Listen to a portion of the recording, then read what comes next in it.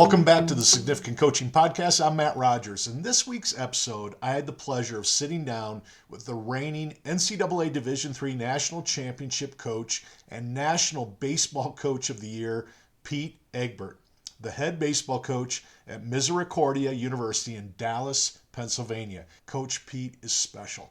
He's humble, he's real, he's the type of coach I strive to be, and the exact type of coach I would want my son to have as a mentor and guide. So here's just a taste of what his significance as a coach has accomplished. He's been at Misericordia for 17 years, but he's been a head college baseball coach for 22 years. He just went to the World Series back-to-back, 2023 and 2024. So he's had back-to-back appearances in the World Series for NCAA Division III.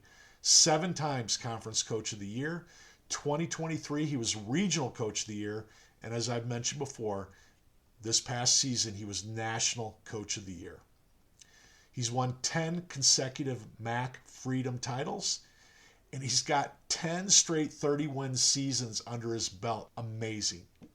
And as you'll hear, he's just a logical, practical, says what he means what he says good guy.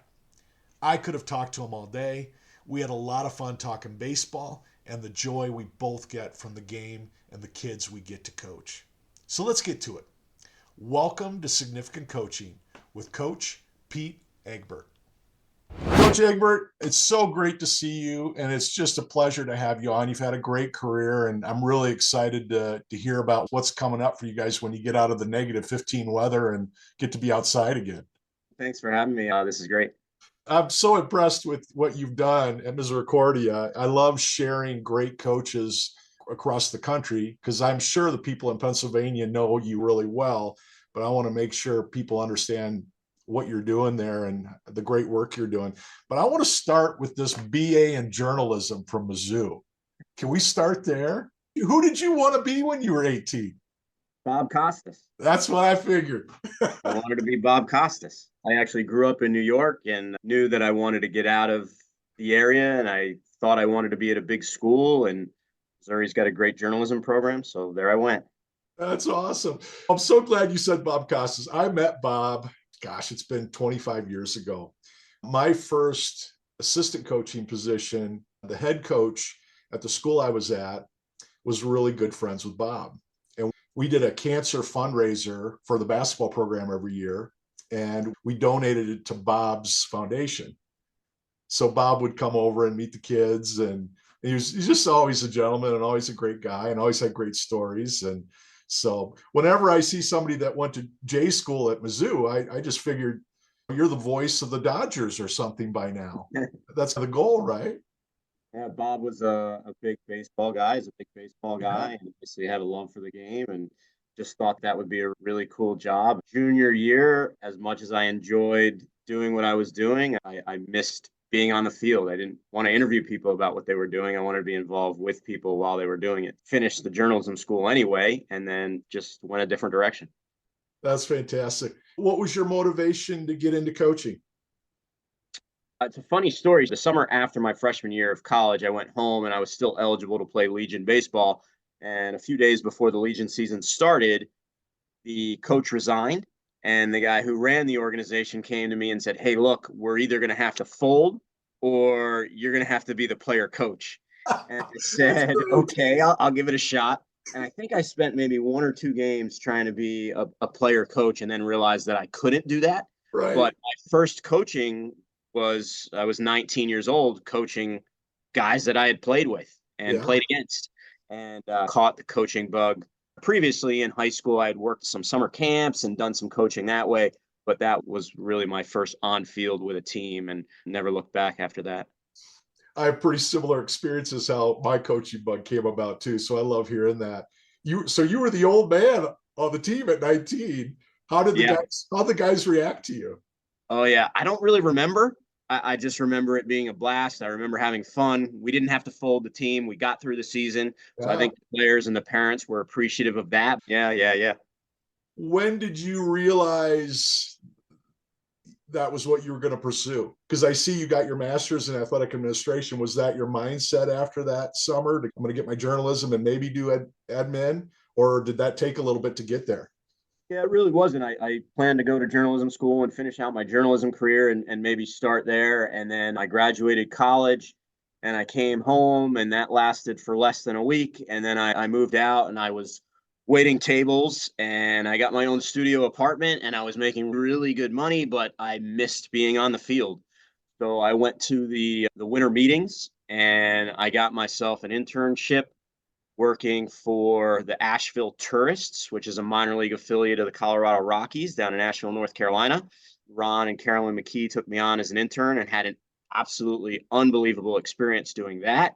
And that point, it was just a decision to stay in the business end of baseball or to get involved with coaching. And again, I just really missed that one-on-one individual with. I took a part-time job. My first coaching job was a part-time job at Vassar College in Poughkeepsie, New York, which is a Division III school. Andy Barlow took me on there, and then that's when I really caught the bug. And they said, "Hey, if you want to do this full time, you need to get your master's." I spent 6 years as an assistant at a variety of different levels and schools, getting my master's and getting my experience, and that's how it really started. That's great. I don't think young guys and gals understand how important it is to go through that process of being an assistant and learn how to grind and learning about all the details that go into leading a program. How much did you learn at Vassar that you still use today that you feel like really jump-started your career when you're ready to be a head coach? Very thankful to Andy. He's now at MIT, but it was really just the two of us. And so he threw me into every aspect. And we all get into coaching because we want to work with players. But for the vast majority of us, particularly those at the smaller levels, whether it's high school or small college level, you understand really quickly that 90% of your job is not actually coaching players. And you have to do all of the other things, whether it's academic supervision or fundraising and dealing with parents and all the administrative stuff. So I was very lucky that Andy got me involved with all of those aspects. And there's some that you like more than others. But yeah, you're absolutely right. It's a grind, and young people get involved because they want to coach. And then you realize, hey, I've got to recruit, I've got to do this, I've got to do that. And it's not just about coaching. And we're all thankful when we get to leave the office at 3 o'clock so that we can go coach again, because Sure. up until 3 o'clock, it's not a lot of coaching. It's one of my favorite quotes from a movie with Denzel Washington where he tells his son, you do what you have to do so you can do what you want to do. No question. And that's what we figure out as assistant coaches. All right, we're doing 90% of the stuff we don't want to do, so I can do that 10% of coaching. You really realize, are you willing to make that sacrifice for the rest of your career? You want to keep doing that. Did that ever sink in with you? Another thing, that's very influential in my young age, my dad taught me. He said, look, you're going to work for the rest of your life. You want to make sure that you enjoy what you're doing. And Right. I think he intentionally forced me to get some jobs throughout my high school and college career that I didn't really enjoy. And that was purposeful. It was, hey, you could end up doing this for the rest of your life if you so choose, or you can choose something that you really enjoy doing. So that was really impactful for me. And I just, again, just like working with young people and just watching their development and then mature both on and off the field. That's really gratifying for me to see that and to watch that process. I caught the bug early, and that's just been a motivation for me ever since. I'm going to throw a kind of a crazy transition at you because this is something I've been thinking about. I was in the trenches for so long, coaching every day, every year, and building every season and thinking long term. Now that I'm out of it, and I still help coach with some head coaches here in town, but I don't have my own program anymore. I think about the relationships and the guys I've coached over the last 25 to 30 years and the gals that I've coached. And I think about the great wins and the things that were really cool and the really bad losses where you're like, gosh, I can't believe we let that one go. And then I always have these flashbacks of those kids that, gosh, for some reason, I didn't connect with them or I didn't take the right approach with them. Do you get that? Because you've never stopped. You've been doing this. We've been doing this for about the same distance, but you've never stopped. Do you have those thoughts about those kids that, man, I wish I could have connected a little bit more. I wish I would have got a little bit more out of them. Do you have that sense when you're doing it every day and you got a brand new group of kids every year? Yeah, that's what keeps me up at night. Okay, good. You No, that's good, but I wanted to make sure that wasn't just me. Yeah, no, that's what keeps me up at night. The things that you remember and the relationships is first and foremost, but you don't get all of those right. And you don't have the opportunity to connect as well with everybody that you'd like to. And it's funny now that I take a step back and I think about a lot of the alums over the years who I do keep in touch with. Most of them were not star players, or most of them maybe weren't Yes. guys that I was really close to while they were here. Those are relationships that have developed and evolved since they've left. And I think in both cases, both parties have a unique perspective on what actually happened during their careers. And then the other thing that I tell recruits all the time, and you had mentioned, it's not so much for me, the wins and the losses. I'll be really honest with you. I don't remember those a lot. I remember the stories a lot more. I remember Stories. what Yeah. happened on spring break in Florida, or what happened on the bus ride. I have a former assistant coach, David Gargone, who argued with me that I should write all this stuff down and it'd make a good book one day. And I'm just too, I don't know, too stubborn or whatever to do it. But those are the things that you remember. And a lot of that is based on those relationships that you have, and some of the ones that fell through the cracks for whatever reason. Yeah.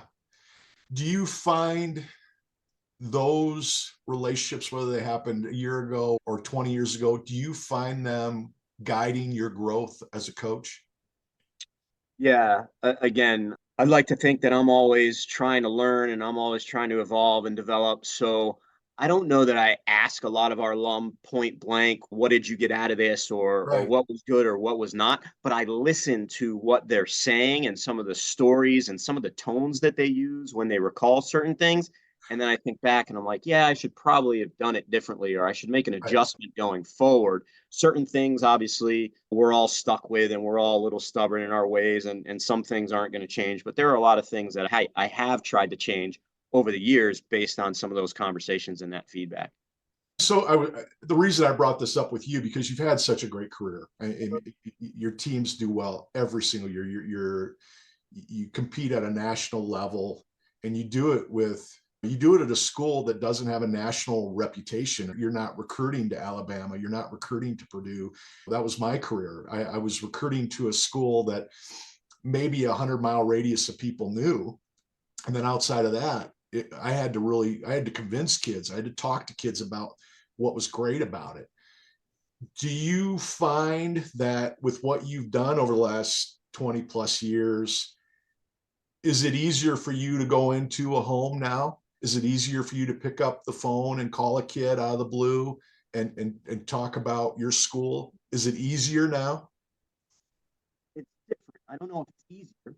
It's different. When I first got here 18 years ago, the school itself didn't have a lot of recognition outside of 50 miles. And even inside of 50 miles, some people still hadn't even heard of us or even been on campus. Right. We joke all the time. There's people that live on the same street as the university that we're on that just drive past it every day, but never come in. And when they do come in, they're really pleasantly surprised with all the things that we have to offer. But the university has grown in popularity. When I first got here, we transitioned from college to university, which helped. Many of our athletic programs have been successful. So that's helped us more regionally. Athletics is a way to draw attention to yourself, and you're in the newspaper every day, just scores and all those things that go along with it. Right. So it is different, but you advise prospective student athletes. The recruiting world is super competitive now. 20, 25 years ago, you used to bust your tail and you get out on the road and you identify players and you'd be able to get them. Now everybody knows everybody. So there's more people working harder at it. It is that much more competitive. And then, of course, on the East Coast, there are so many of us that are very similar, small Yes. private Yeah. schools. So it's tough to convince a kid if he's 2 hours from your campus, he might drive by 8 or 10 schools that are just like you on his way. That's right. So you've got to give him a reason to bypass those 8 or 10 schools. Yeah. I used to, when I coached at the University of Laverne out in California, there were only 27 D3 schools west of the Rocky Mountains. So just trying to get a game in your division was almost impossible. And I tell kids all the time, you go to a school like Misericordia and you can almost throw a rock in every direction, you're going to hit a college. You guys probably don't ever have to travel more than what, 4 or 5 hours if you wanted to. Yeah, I think there's 59 Division III schools within a 2-hour radius of us. Right. So it's pretty easy to find games, and that part of it is certainly easier than California. But the Right. other part of it is the recruiting aspect of it. Is there's also 59 schools plus all the D2s and the low D1s that we're all Right. fighting for the same people. Yeah, that's how it was for me in St. Louis because I think there were 5 D3s within 20 minutes of downtown St. Louis. If there was a good player in St. Louis, I was sitting there at the game with the other 4 head coaches, and we were all going after him, and we were all fighting for him. So I learned really quickly I needed to recruit out of state if I wanted to change some minds. I want to talk about. I'll go backwards here with what we were talking about earlier. Talk about coaching the great players, your best players. That was always my biggest challenge. And it took me a lot of years just to learn. Sometimes I got to get out of their way and let them be who they are. Have you found that? Yeah, I think a lot of times it depends on the personality. Yeah. I have this conversation with a lot of the people that are friendly with me that are teachers. What do you do? Do you teach to the top? Do you teach to the Right. middle? Do you Right. teach to the bottom? And philosophically, we've always tried to teach to the top. So we take our most talented players and set that expectation for everybody else that's below, full well knowing that sometimes they just might not have the athleticism or the physical capabilities to keep up with those guys that are ahead. But I think you've got to pick and choose your spots with the people that are the most talented ones. And I think a lot of the times it just depends on their personalities. Sometimes the guys that are really talented at our level are just real blue collar, flat out grinders. And that's what makes them successful. They're not that talented, but they just want it more than you do. And then other times we have guys who are really talented and maybe should be playing at a Division I or a Division II level, and for whatever reason ended up coming to us. So it really just depends on so many different factors. And I don't think you can take a cookie cutter approach to it. I love that. What does that look like to a 17-year-old that wants to play at your level? How would you define it to him wanting it more and being that grinder that it doesn't matter what the athleticism they were born with, they're going to get it done. What does that look like to you? During the recruiting process, this often comes up. And what I tell prospective recruits is this: if I wake you up at 3 o'clock in the morning and challenge you to a ping pong match, are you going to roll over and tell me to go away and we'll take care of it tomorrow? Or are you going to get up at 3 o'clock in the morning and try and kick my tail? And those guys that want to get up at 3 o'clock, those are the guys I want on my side. That's right. Anything that's competitive, whether it's grades or whatever we're keeping score with, those are the guys who I think want it more. And I think that it's difficult to teach. I think you can teach that, but that's one of those things that you either have or you don't. And you can certainly bring some things out, but that's definitely a tough one to develop. So those guys that just, they're just not willing. There's so many cliches out there. I hate losing more than I like winning. Those types of guys. Yep. Those are the guys that everybody wants on their side. Yep. Yep. That phrase has come out of my mouth many a time, especially as a coach. When you think about those kids, baseball's a different animal. Tell me if I'm wrong, but the culture of a baseball player is often, they're not the loudest guys. They're not beating their chest. There's not a lot of pomp. It's often, they're very focused, not real loud. How do you see that when you go to a game? How do you recognize that fire in the belly of that kid you're looking for? Are there certain characteristics that jump out at you in actions? Yeah, that's the most difficult thing to evaluate. And if I'm being very honest, until they actually get to campus and spend a significant amount of time on campus, it's really difficult to completely evaluate that. You're right. And it is changing in baseball. And you're seeing more of the pop and the flash and the chains and the look at me type of thing. But for the most part, it is a dirty sport. You're trying to get your uniform dirty. If you think about it, the attention's really on you for 15 or 20 seconds 3 times over the course of a 3-hour period.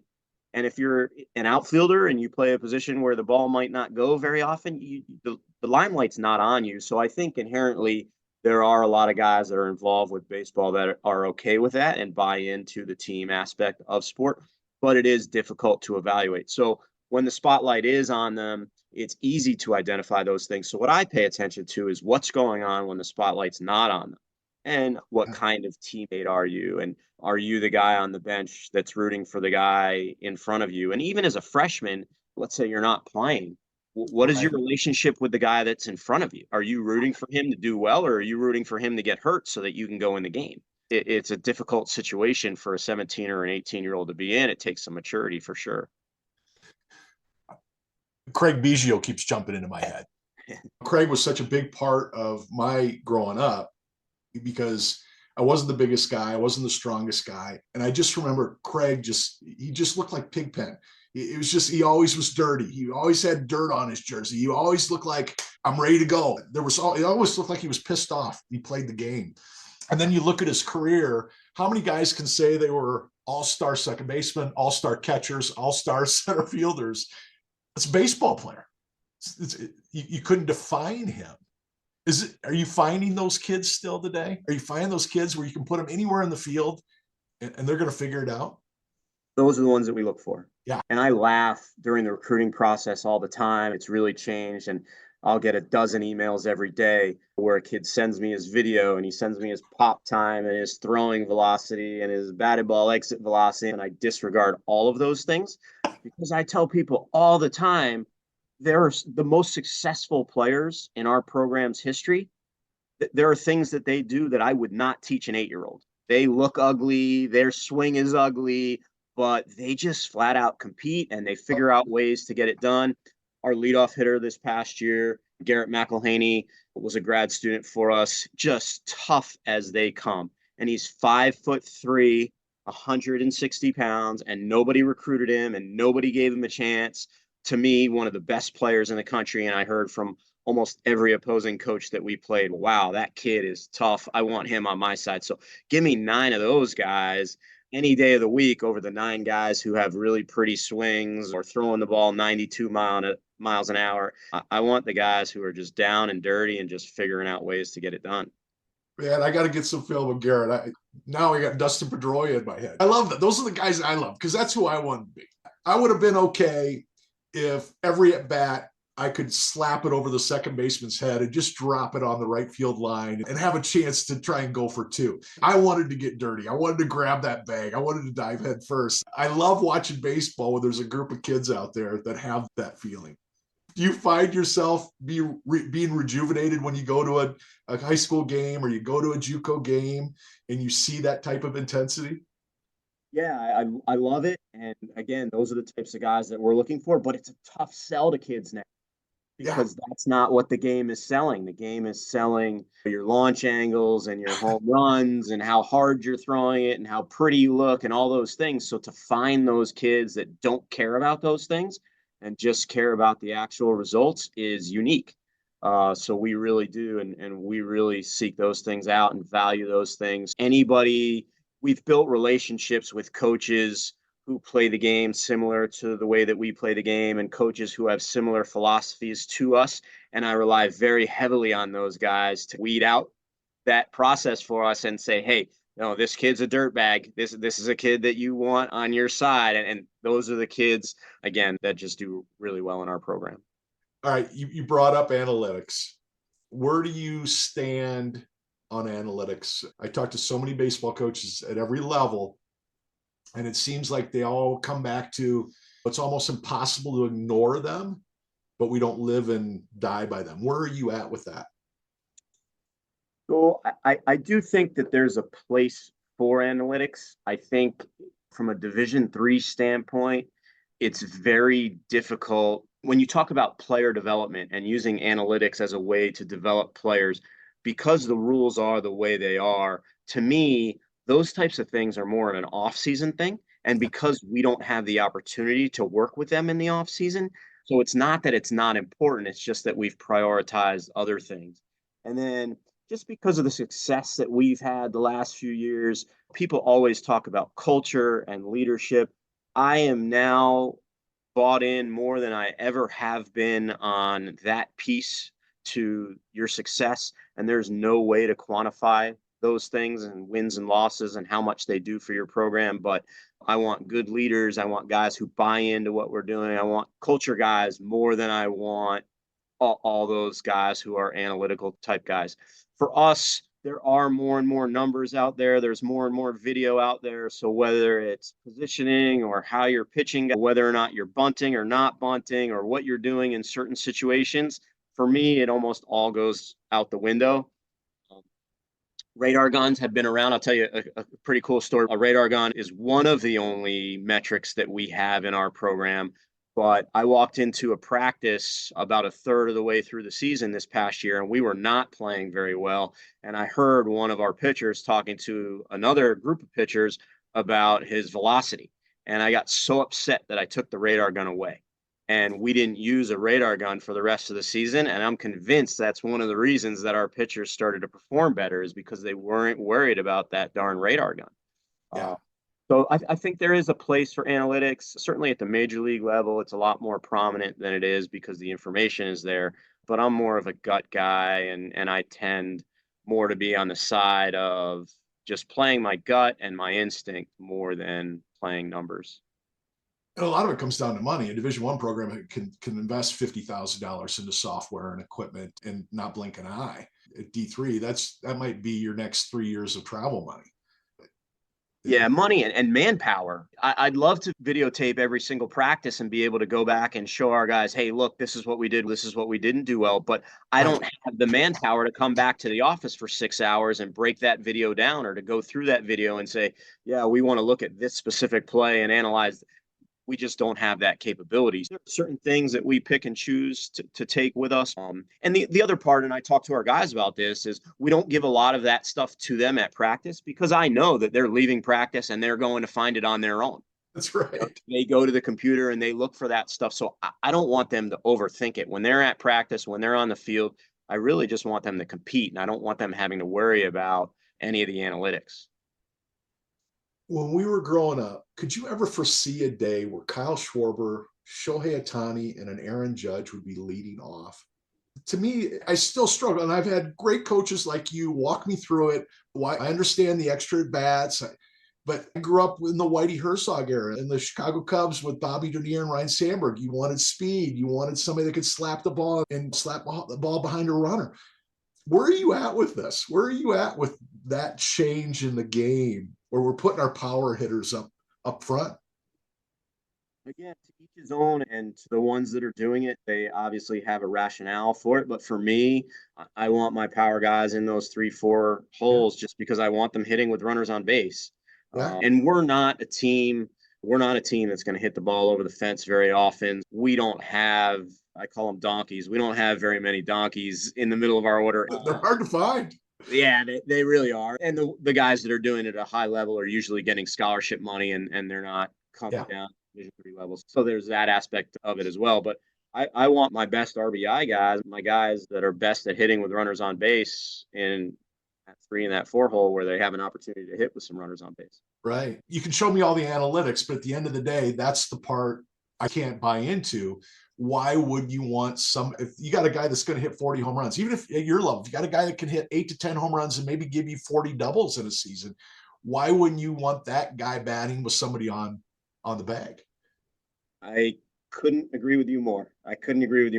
Even if those guys are hitting home runs, that's just, you're playing for one run. That's right. A lot of times you don't have somebody on base in front of you. So for me, I'm going to gamble, and I'm going to try and get them to hit a double or a home run with some guys on base and play for that big inning.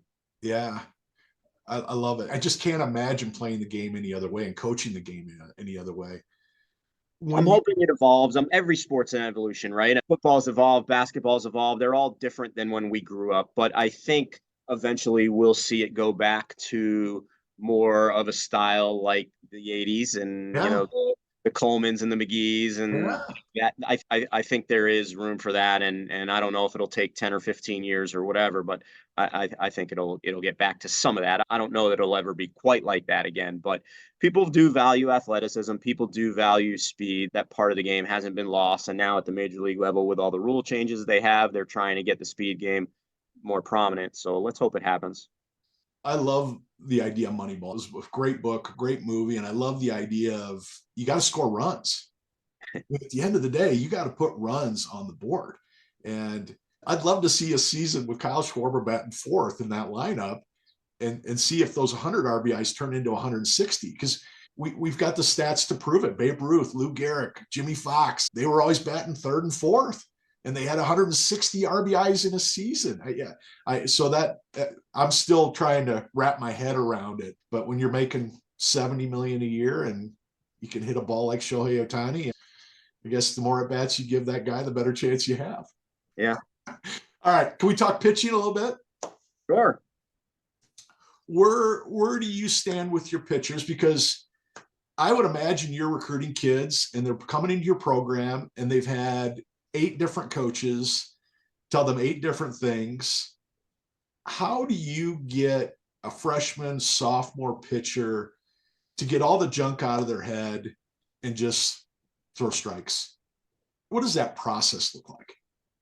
Very difficult, again, based on the kid and what he's bringing to you. I would tell you in general, we de-emphasize mechanics on both sides of the ball, pitching, hitting, defense. I think a lot of the game, particularly in our part of the country, where you're spending 4 or 5 months inside in just the batting cage, and that's all you can focus on is your mechanics. It becomes really difficult to deprogram guys from all of that stuff. So we de-emphasize the mechanics. Joe Valenti was our number 1 this past year. He led the nation in wins with 12, and he was an 81 to 83 mile an hour left-hander. The reason he was successful is because he could pitch inside, he could double up, he had nerves of steel, he didn't mind pitching with runners on base, he had a good move, he could field his position, he did all of the intangibles. And we try and sell that to our guys. We say, hey, look, you can be like Joe. You don't need to throw the ball 90 miles an hour. You don't need to throw the ball past people or do all of these other things. You can be really successful at a really high level, pitching like Greg Maddux, pitching like Joe Valenti. You can still do that. And we have to sell that because, again, at our level, those kids that are throwing 90 or better usually are getting scholarships and going elsewhere. But I will tell people until I'm blue in the face, I've seen over my career a ton of people that can throw really hard and stink at pitching. Right. And I've seen a ton of people the other way around who do not throw very hard, who are really good at pitching. It's called pitching, not throwing. Yeah, so we really try and hammer that home, and it's difficult to do with some more than others, but I think the guys who are willing to buy in have a quicker transition. That brings me to recruiting again. And this was at the Division III level. It's a constant carousel that you never get a chance to get off because you're not given a scholarship. There's no national letter of intent. You have to over recruit because you don't know how many guys are going to show up and go, no, I don't want to do this anymore. I know I told you I did, but I don't want to do this anymore. Or they don't like the fact that you told them that they're going to be fighting for second, third position at short or catcher. And then it's real when they get there and they don't want to do it. What is your approach to recruiting to make sure you're getting your 30 guys on that roster that want to be there and really love the game? For all of the reasons that you just spoke about. 2 years ago, we had 2 kids come in, really good players. They came in at the end of their sophomore fall and they said, we don't want to play anymore. We want to go to a big school. Or you hear, we don't love the game anymore, or we don't want to play anymore. They always tell me I don't love the game anymore, but a lot of times you read between the lines. If you're the third string catcher and you know that you're only catching bullpens and you don't have a chance to start in front of the guy, do you really want to put in all the work to do it? So it's really hard. And the other thing that's made it next to impossible is just the recruiting calendar has been so accelerated by the student athletes themselves. If you think about it, we finish our season in May, we start to get out on the road in June, we'll identify maybe a 26 in June and invite him to campus, and by August or September, he's already wanting to commit. So you have 2 or 3 months to learn about this prospective student athlete. And of course, every coach or teacher or mentor that student has, you call and They tell you the great things. Yeah, first to come, last to leave, team leader, all in, all the stuff that you want to hear. But again, until they're on campus for maybe 6 months, you really don't know. And that's what I tell our freshmen. Our freshmen are getting ready to come back here in a few days. I can't be with you every day in November and December by rule. So are you going to lift weights? Are you going to get your extra hitting in? Are you going to do the things that are going to help elevate you and us to another level? Until they actually go through that, you can't answer those questions. How many days do you get now in the fall with your guys? We can take up to 24. So you can basically do 4 to 6 pretty much full weeks of, you get 2 hours. Are you capped at how many hours you get with them during those? Yeah, we're bound 20 hours a week as well. So 20 hours. So basically, do you try and do 4 days a week during the off season for 6 weeks then? So during the fall, right now we do 4 days a week for 4 weeks, and Okay. then we do 2 additional scrimmages on a weekend. So we take 18 of the opportunities, and then if we don't use all 24, those 6 we can use as part of our preseason. Okay. So So that's what we do. you can So get we those save games 6. in and after the snow is thawed if you want to. Correct. Okay. All right. That's cool. And how many kids will you try and get in those scrimmages? How many kids, how many you carry? 40, 35? Yeah, we're usually somewhere in the high 30s, low 40s. So how many guys do you want to get into those scrimmages in the fall and really be able to give them a bat or two, get them in the field for 3, 4 innings? What does that look like for you? Yeah, I actually love the fall because, again, the rules are written so that we were only allowed to play one 18-inning game on one day against another team. Okay. So typically, the way we set up our fall is every Saturday and Sunday are inter squad scrimmages, but you're getting 18 of your own guys scrimmaging against one another. And the players don't like it because they're playing against their buddies and they don't see a different color jersey. But I love it because I have the opportunity to evaluate 18 guys on the same field at the same time in the same conditions. And Love at it. the end of the fall, I can bring them in and say, okay, you're our shortstop because you outperformed this guy in front of you. And if you're the second shortstop, here's why you're the second shortstop. And the proof is in the pudding. We just went through our fall season and he beat you out. So if you don't like that, figure out a way to get better. So during the course of a weekend, we're playing 3 or 4 inter squad scrimmages, and all of our hitters are getting 8 to 10 at bats, and our pitchers are each throwing 3 or 4 innings.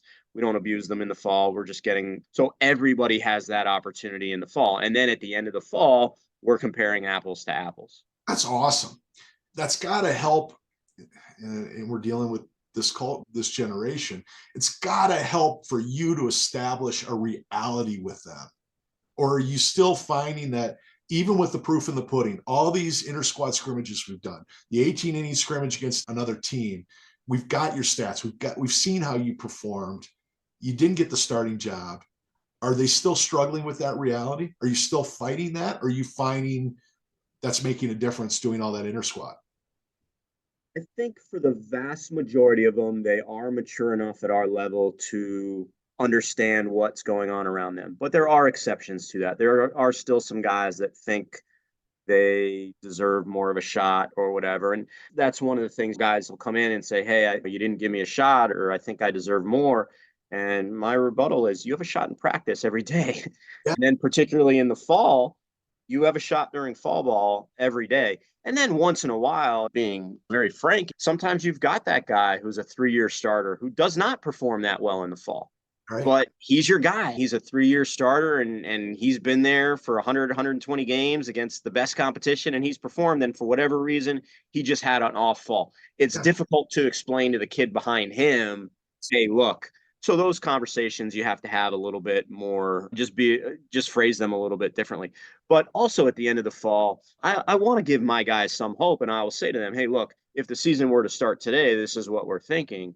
But there's a long time between now and our first game. You still have 4 or 5 months to make an impact. So if you don't like what I'm telling you, let's come up with a plan to figure out Right. how you jump the guy in front of you. What's your communication like with 40 guys? I was a college basketball coach, so the most kids I ever had on a roster was maybe 18. And that's a lot to build a relationship with and make sure you're the constant communication there and the check-ins. What's your communication like in terms of what you want in a relationship with those 38 to 42 guys? What are you doing? Because you got to be going mad sometimes trying to. So it would be a lot more than it is. But over the course of my career, I've also learned not to force feed it natural and for it to be instinctive for the guys. And certain guys are going to rely on me and our assistant coaches in different ways during the course of their career. I touch base with them at the start of every practice. Our dynamic warm up, I'm not in the dugout with our coaches. I want to make sure that I'm touching base and at least saying, hey, what's up? How was your day? Just as an initial opener every single day. But because again of the rules, we have a huge off season, so I don't have the opportunity to see them every day in the off season. And I also joke with this with the parents about this during the recruiting process. It's funny, the freshmen and sophomores, they have to live on campus. They're not in my office very much. Most of our juniors and seniors live off campus. Those are the guys who are in my office all the time. I can't get rid of them. So during the course of their careers, they end up coming in more and we're just talking stories more. A lot of time it's not even about baseball. Right. It's about who's playing tonight or what happened in the basketball game last night. Or the juniors and seniors, there's just more to talk about. But I try and not force those relationships because I feel like a lot of times if you are forcing it, sometimes it actually pushes the kids away. So it's tough. The other thing I would say to you is I'm not a technology guy. I hate email. I hate text. I think certainly there's purposes for it. But I would say over the years, I've gotten better. 17, 18, 19-year-olds, that's how they want to communicate. And I'm okay with that. But I do want them to have difficult conversations face to face. And I want them to get used to all those things that the people in our generation talk about was missing a little bit now. Do you initiate in the preseason when you have your initial meeting with everybody? Do you say, hey, listen, if you want a relationship with me, I'm here.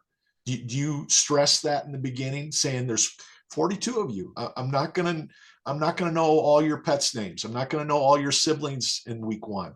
If you want a relationship with me, come build it. Or do your leaders and your older guys build that trust for you throughout the year? It's a combination of both.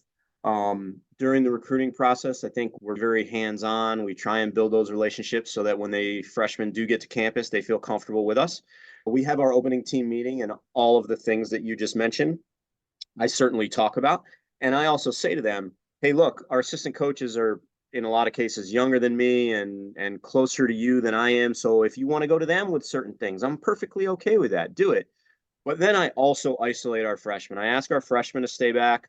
We have an initial 20 to 30-minute conversation with them about, hey, guys, there are a lot of things I can do for you, but you got to let me in, right? If your girlfriend's coming to campus and you need a good romantic place to take her out to dinner, I can recommend that for you.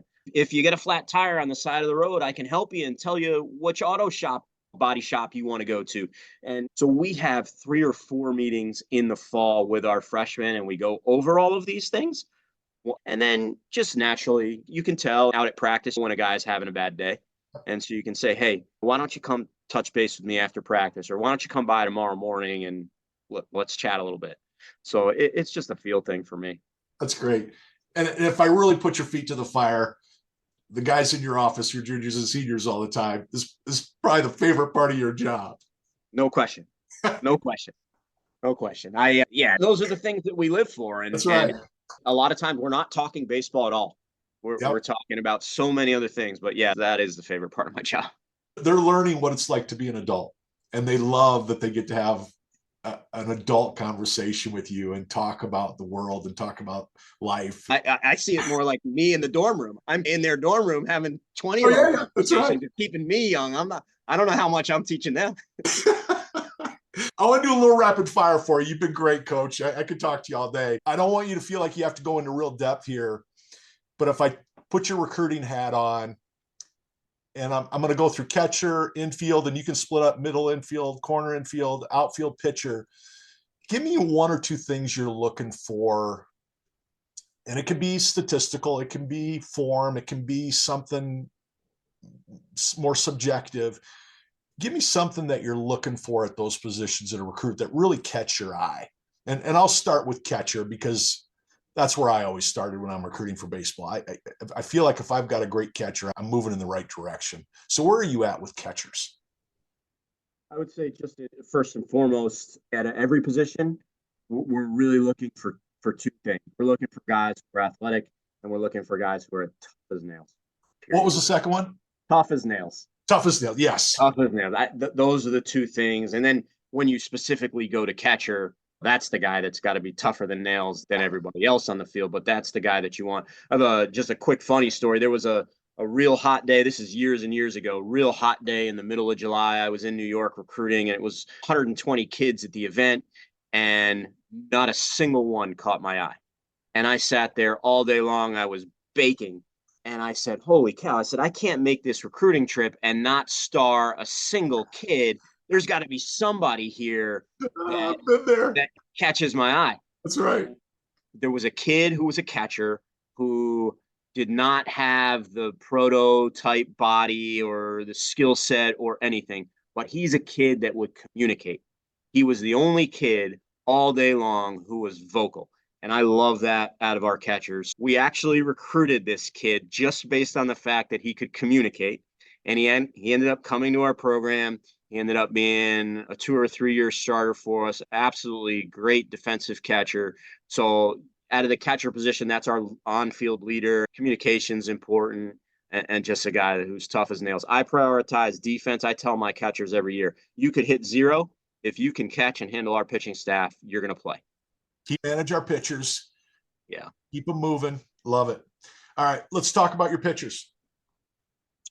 Yeah, same thing. Just guys that are like Joe, how I described before. We're not going to get the guy who's throwing 90 out of high school. And I know that. I want the guys who are athletic. I want the guys who can field their spot, who don't mind pitching with runners on base.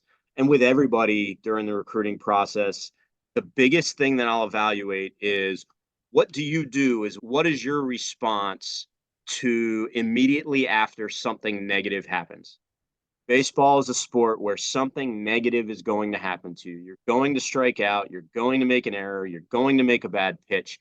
How do you respond on the very next play? And the way that you respond on the next play is paramount for me, particularly with pitchers, right? They're going to make 100 pitches. They're going to let up a home run. They're going to let up a ball in the gap that's a double. They're going to make a mistake. What do you do on the next pitch? Are you going to make that into 2 doubles or 2 home runs, or are you going to make and execute your pitch and get back on track? Those are the types of things that we're looking for. And that tell you a novel about that kid? Yeah. Yeah. Though, again, you get back to the toughness and the guys that you want on your side, and very rarely have we all coached kids that are going to have a 0 ERA, 1,000 batting average. It's just not going to happen. So how you respond to something negative that happens to you on the field immediately. We talk about that in practice. You're going to make errors. Just don't make a second one. Don't make a third one. Don't make a mental error that turns into another mental error. Yep. That's easy. Trust me, if I could write a book, anybody could write a book. With my ADHD, the fact that I finished one is amazing. Let's talk about your pickers. Let's talk about your middle infield. Pretty much all of our middle guys, again, just real good athletes. I think most guys that get to the high school level that are infielders have pretty good hands. I think that the guys that are separated are the guys that have good feet. So we talk to our infielders about having good feet. I think it's relatively easy to have good hands, but being able to have good feet is a priority for us.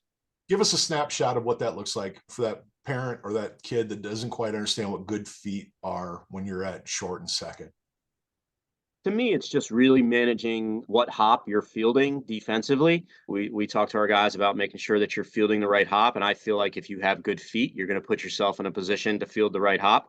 I'll tell our guys, as old as I am, if you put me on a gym floor and give me a long hop, I'm going to be able to field that ball. But if you in between hop me or short hop me or get me on my feet and put me out of position, then it's not going to go well for me. So put your feet in a position, or make your feet be in position so that you're fielding the right hop and making the throw easier for yourself. And putting your weight behind where you want to advance that ball. Yeah, if you look at it, most of the errors at our level are not made fielding. Most of them are throwing. So fielding the baseball is the easier part. I think putting your feet in a position to make a good throw, that internal clock that you need to have on certain plays, again, that's really difficult to teach. I think people are over teaching it now, maybe a little bit. I think there's something to be said for just instinct and letting guys figure it out and make mistakes. And Again, we talk about that a lot. You're going to make mistakes in practice. I want you to make mistakes. Just don't make the same mistake again. Make some sort of adjustment. So. I still do it at 50 when I'm playing catch with my son. I still snap and get that back foot back. And he goes, "What are you doing, Dad? We're just playing catch." I go, "It's just habit. I've been doing it since I was 3 years old." So I'm still a kid at heart when it comes to baseball. You put me on a baseball field, the glove in my hand, man, I'm ready to go. He's my computer kid. He's not my athlete. So baseball's coming a little slower to him, but he loves that there's that. I grew up playing pickle. There was only 3 guys we couldn't play games, so we played pickle. So it's quick throws, getting the ball out of your hand. And so he is getting into baseball because of that. Yeah. Catching the ball outside of your glove with your hand and things like that. It's like a magic trick. Let's talk about your corner infielders. Usually our third baseman's also a middle infielder. We transition him over to third. Right. I personally think that third base is the most difficult infield position to play at the college level. There's so many plays that a third baseman needs to make. 2011, our third baseman went down, and we moved our shortstop, who had no experience at third base, to third base, and he did really well. And since then, we haven't looked back. So we've always stuck a really good athlete at third base. And you also need somebody, again, just you talk about mental toughness. You're going to make mistakes at third base, but can you rebound from that and make sure that you don't make another mistake? And then there's so many teams out there that use first base as an offensive position. I'm just the opposite. Our best defender is going to play first. If there is one place I'm looking at analytics, if you look at it, the first baseman touches the ball more than any other infielder that you have. So I want to make sure that our first baseman is athletic. He can move to his right. He can feel comfortable doing a lot of different things. I think that's undervalued. So for me, first baseman is not an offensive position. It's more of a defensive role. When you got a great first base, you can protect up the middle so much better. And you can be a step or two up the gap. Just changes how you protect the infield. But that play, and then just a good first baseman makes all your other infielders look great if he can protect against throws. And just from a confidence standpoint, if you're another infielder and you know that your first baseman is going to be able to pick you, it gives you that much more confidence on the left side to make any type of throw. Amazing what that does to the confidence of your infielder. How about quickly outfielder? Is there a couple things your heart starts beating faster when you see it? Just guys that can go get the baseball. Again, I think that's undervalued now in the showcase world that we live in. Everybody's stuck in right field and everybody wants to see the arm strength of outfielders. I completely disregard arm strength in the outfield. Drives me nuts. On a good year, our best outfielder will have 3 outfield assists. Right. But he's either going to track or not track 20 or 25 balls and catch them or not. And that, to me, is going to go a lot further than how much he can throw. So, again, just in the last few years, usually all of our outfielders are probably high school center fielders. We'll stick our best defensive outfielder in center. We've next stuck our best defensive outfielder in, we feel like more balls are hit to than they are to left. And Garrett was one of those guys. He was a high school center fielder. Arm was not very good, but he could track it. So we stuck him in right, and that worked well for us. But yeah, I'm really. I bet he hits his relays. Yeah. That one's a no-brainer, but unfortunately, we see that where guys want to show off their arms and they airmail the cutoff man. But yeah, track a ball, hit your relay man. Those are the things that we're looking for. Awesome. Coach, I finished with 2 questions, and these are going to be easy for you. You've already given us so many golden nuggets. What one piece of advice would you give to families with that 14 to 18-year-old, that kid wants to play college baseball? What's one piece of advice you would give that family as they start that journey? I personally think that the process is backwards now. So many kids are sitting there waiting for their phone to ring and going to all these events and just waiting for somebody to call them and waiting to be loved. I equate this to just if you think about the normal college selection process for a non-athlete, those people have to set parameters. What kind of school do you want to be at? What do you want to major in? Big school, small school, close to home, far from home, all of those things, and come up with some parameters. And I realize that it's difficult for a 16 or a 17-year-old boy to figure that out. Go start looking at places. Go to some big campuses, some small campuses, some city schools, some country schools. Put some parameters on it. And then start your process. It makes no sense to me why these people are waiting for their phone to ring and they just want to be loved. Once a coach calls you and loves you, a 17-year-old is enamored by that and then disregards all the things that are a priority to them or should be a priority to them. To me, the process is backwards. You decide what's important to you, what's the right fit, and then start to narrow down your search and figure out a way to get in front of those coaches, whether it's their camps or their events or whatever. It would save them money. It would save them time. It would hopefully ensure that they don't want to transfer when they get to wherever they end up getting to. But we have this process backwards now. And unfortunately, too many people are doing it the wrong way. The only other thing to follow up that I'd say is if somebody tells you that you have to do this or you have to do that, I would say run the other direction. There is no one story. Everybody's got a little bit of a different story. Everybody's got a little bit of a different way to do it. And what's worked for Johnny might not work for you. As a family, you have to decide what's comfortable for you and your situation, and your heart will tell you where to go. Significant recruiting coach. You could have wrote it for me. I didn't read it. You don't need to read. You already know it. You basically just wrote the first chapter of what I wrote because I was so tired of it. I was so tired of kids waiting there. I tell mom and dad when I speak at schools, I go, when in your life have you sat at home waiting for an employer to call you? What if they do call you, which is 1 out of 1,000,000? What if you don't want to do that work? What if you don't want to work for that company? Why aren't you going out and finding and applying for jobs that you want to do? Recruiting's the same way. If you're not going out and finding those people you want to be around and those schools that can give you everything you need where you can be happy and healthy, you're wasting your time. Love it. Awesome. What one piece of significant advice, this doesn't have to be about baseball, it doesn't have to be athletics. Is there something that you were given over the years that is a piece of advice that you think everybody should hear? Just because we came off of talking about this, the other thing that I would say is play multiple sports for as long as you can play multiple sports. And everybody's worried about getting a college offer. I think what's lost sight of is once you get there, you want to put yourself in the best position to be successful.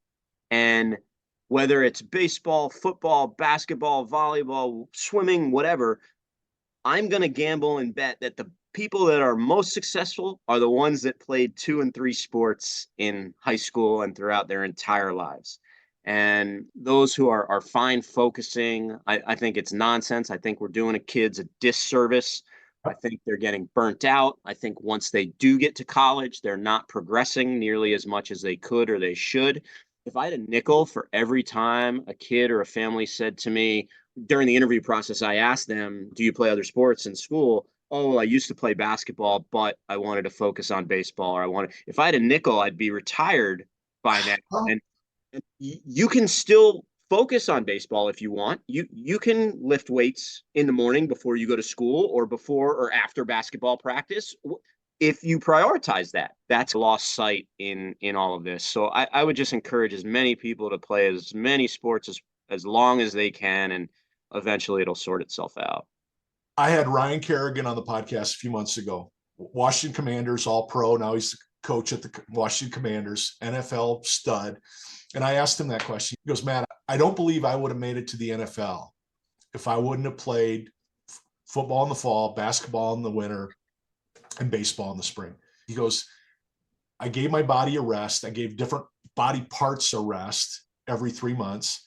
I got coached by so many different people that all made me better.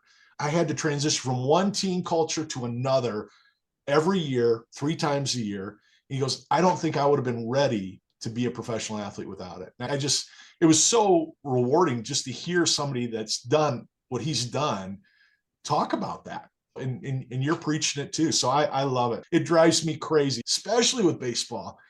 When I'm seeing kids play 170 games in 12 months and they wonder why they get burnt out at 17 or why their arm is shot or why they can't swing the bat consistently the way they want because they don't have the energy. So I love it. It's the money. There's too much money that people are making playing all these games and going to all these tournaments. And If they would just listen to the college coaches who are not demanding it, don't need to see you play 170 games. They want to see you healthy. I've yet to talk to a college baseball coach that didn't tell me how important it is to have multi-sport athletes. If you don't think playing 4 months of basketball is making you a better baseball player, you don't get it. Oh, you're absolutely right. Absolutely right. Coach, you are a treasure. Misericordia, if they don't know how lucky they are to have you, I'll keep preaching it. I'm so thankful to have you on. I learned so much from you. Enjoyed the conversation. You got a huge fan in me. If there's anything I can ever do for you in the program, don't be afraid to ask. But thanks for doing this today. Coach, thanks so much for having me. I really enjoyed it. What a great conversation. Huge thanks to Coach Pete Egbert, National Baseball Coach of the Year at Misericordia University, for sharing his insights on coaching, leadership, and building a championship program. His impact on his players and the university is truly inspiring. And to our listeners, thanks for tuning in to the Significant Coaching Podcast. If you've enjoyed today's episode, subscribe, leave a rating, or share your thoughts. It helps us grow and bring you more valuable content. For any families navigating college athletics recruitment, you can visit CoachMattRogers.com for expert resources and to schedule a personalized strategy session with me. Also, check out my book, Significant Coaching, the playbook for prospective college athletes, packed with tools and strategies for the recruiting journey. You can also explore past episodes and my blog for more insights on parenting, coaching, and recruiting.